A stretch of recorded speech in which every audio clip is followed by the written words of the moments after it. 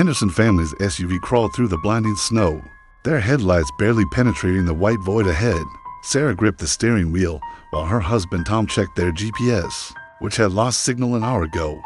In the back seat, their two children had fallen silent, a stark contrast to their earlier excitement about visiting Grandma for Christmas. "We should have stayed at that motel," Tom muttered, watching the temperature gauge drop to -15°F.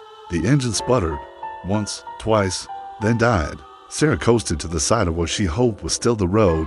The wind howled around them, rocking the vehicle. Their cell phones showed no service. "It's okay, kids," Sarah said, trying to mask her fear. Dad packed emergency supplies. As Tom reached for the flashlight, a strange sound cut through the storm's roar. 3 distinct taps on the passenger window. "They froze. Probably just ice," Tom whispered. But his voice wavered. The tapping came again, more insistent. Through the frosted glass, a dark shape loomed. It wasn't the wind making those sounds. Sarah slowly turned her head toward the window, and that's when they heard it. A voice carried on the wind, somehow both distant and terrifyingly close. "Let me in. It's so cold out here." The shape pressed against the glass, and in the dim light, they could see it wasn't human at all. The children whimpered in the back seat as the figure's long, spindly fingers scraped against the glass, leaving trails in the frost. The temperature inside the car plummeted, their breath forming thick clouds in the air. "Nobody move," Tom whispered, reaching slowly for the emergency kit under his seat. The scratching stopped. Then came the sound of footsteps crunching in the snow, circling the vehicle.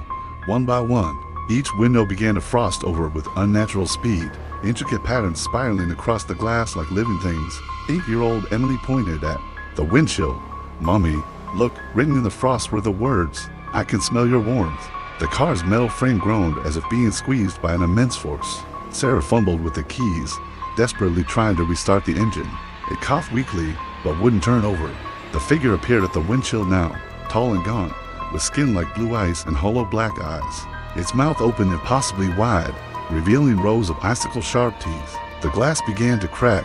Suddenly, distant headlights cut through the storm. The creature's head snapped toward the light, and with an inhuman shriek that shattered their rear window, it dissolved into the swirling snow. A snowplow rounded the bend, its bright orange lights a beacon of salvation. But as the driver helped the shaking family into his warm cab, Sarah couldn't shake the feeling that somewhere in the howling darkness, those black eyes were still watching, waiting for the next stranded travelers. They say on the coldest winter nights, when the storm winds blow fiercest, you can still hear it tapping on car windows, asking to be let in from the cold. The Henderson family thought their nightmare was over when they reached the small town of Pine Ridge. With the snowplow driver, he dropped them at the only motel still open, a weathered 2-story building with flickering neon lights. The elderly clerk gave them a room key with an odd warning: stay inside after midnight, no matter what you hear. At 11:58 p.m., Emily shook her mother awake. "The ice lady is singing," she whispered. Sure enough, a haunting melody drifted through their frosted window, a lullaby sung in a voice like cracking ice. Tom pulled back the curtain and gasped. Below, in the parking lot, dozens of figures swayed in the snowfall, all tall and gaunt with that same blue-white skin. The digital clock struck midnight.